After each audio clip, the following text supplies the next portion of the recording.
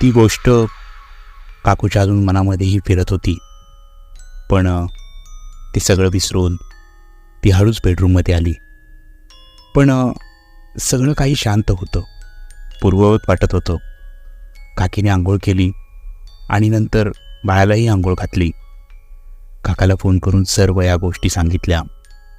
पण काकाला या सगळ्या गोष्टींवरती विश्वास नव्हता.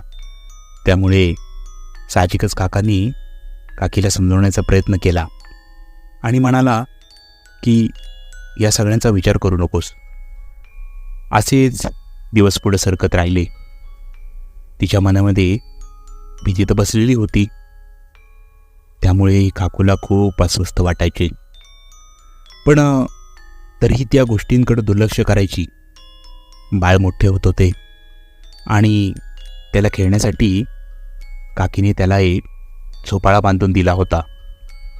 कधीकधी बाळाला ती त्या झोपाळ्यावर खेळायला बसवायची आणि त्या दिवशी काकू असेच त्याला बसवून किचनमध्ये जेवण करायला गेली. तितक्यात बाळ अचानक हसू लागले. त्याच्या आवाजाने पटकन काकू बाहेर आली.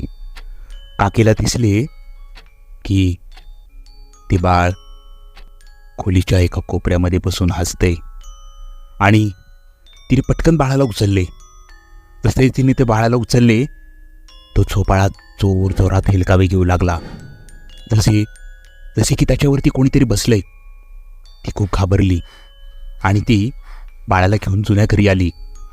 असेच काही महिने उलटले. काका 6 महिने घरी असायचा आणि 6 महिने ड्युटीवरती. ते घराबाहेर असले की काकी बाळाला घेऊन कधी माहेरी आईकडे यायची तर कधी जुन्या घरी राहायला जायची. तेवढीच काय ती काकीच्या जीवाला शांती लाभलेली होती. सगळ्यात विचित्र म्हणजे काका जेव्हा घराबाहेर असायचा तेव्हाच या गोष्टींचा जास्त त्रास व्हायचा. त्यामुळे त्याला वाटायचे की आपल्या बायकोला नवीन जागेत राहायला आल्यापासून असे भास होत आहेत आणि एकदा ही सवय झाली की हळूहळू हे भास होणं कमी होऊन जाईल. पण काकी मात्र अशाच बऱ्याच जीवघेण्या प्रसंगातून नेहमी जात होती आणि कसेबसे दिवस पुढे ढकलत होती. याच काळामध्ये बाळाचे बारसेही झाले आणि मुलाचे नाव राज असे ठेवले.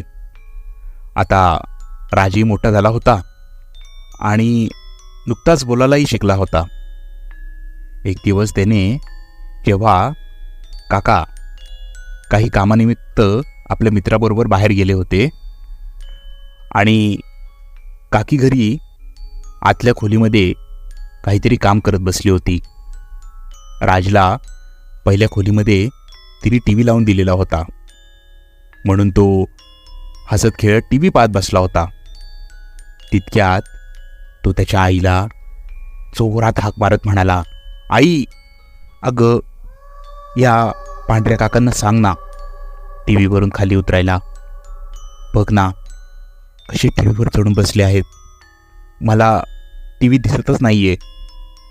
त्याचे ते बोलणे ऐकून काकीच्या काळजामध्ये अगदी तसं झालं. राज असं काय विचित्र बोलतोय हे पाहायला काकी बाहेर हॉलमध्ये आली आणि समोरचे दृश्य पाहून तिच्या अंगातला होता नव्हता तो त्राणच संपला. समोर एक नाही, 2 नाही, तर 3 पांढरट आकृत्या TV वरती रेंगाळत होत्या. राज लहान असल्यामुळे त्याला काही कळत नव्हते, म्हणून तो त्यांना हुसकावून लावण्याचा केविलवाणा प्रयत्न करत होता.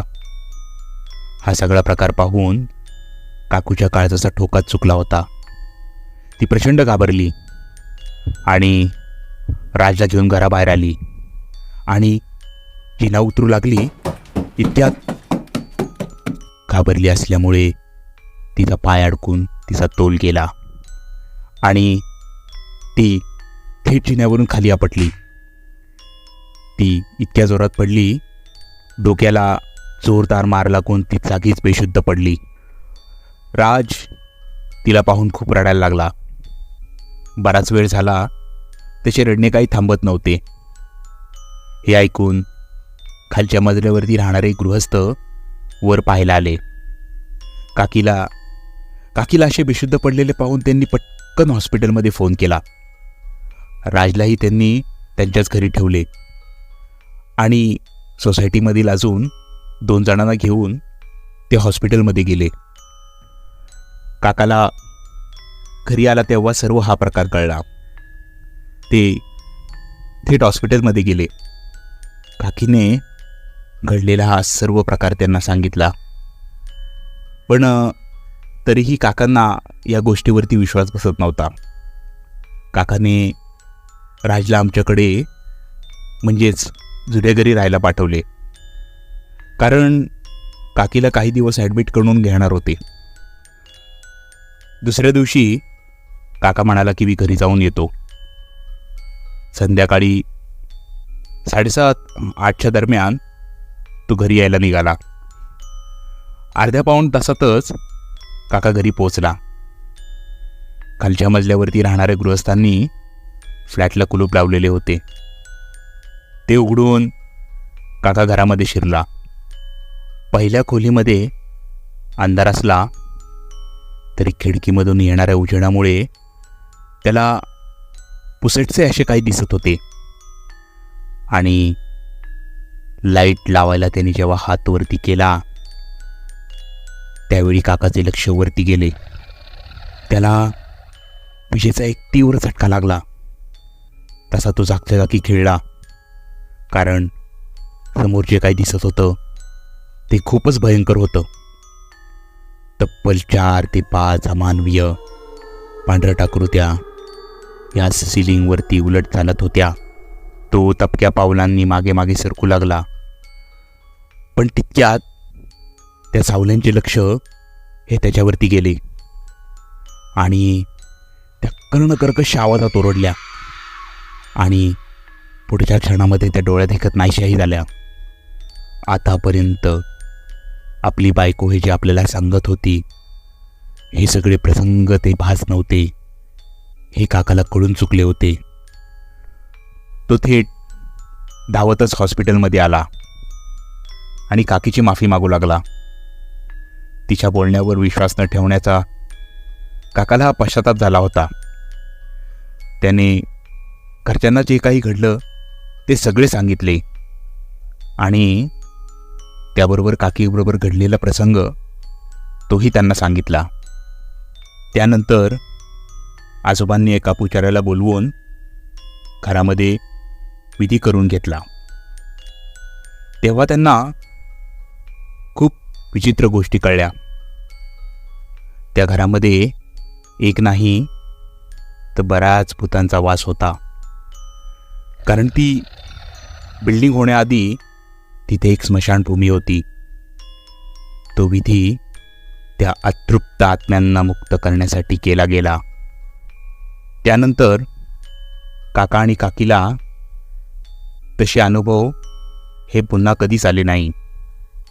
अगदी आजही माझे काका काकी त्याच घरामध्ये आहेत. पण आजही आमच्या घरच्यांना काका काकीला हा एकच प्रश्न पडतो, त्या पिसाळलेल्या सावल्या गेल्या कुठे?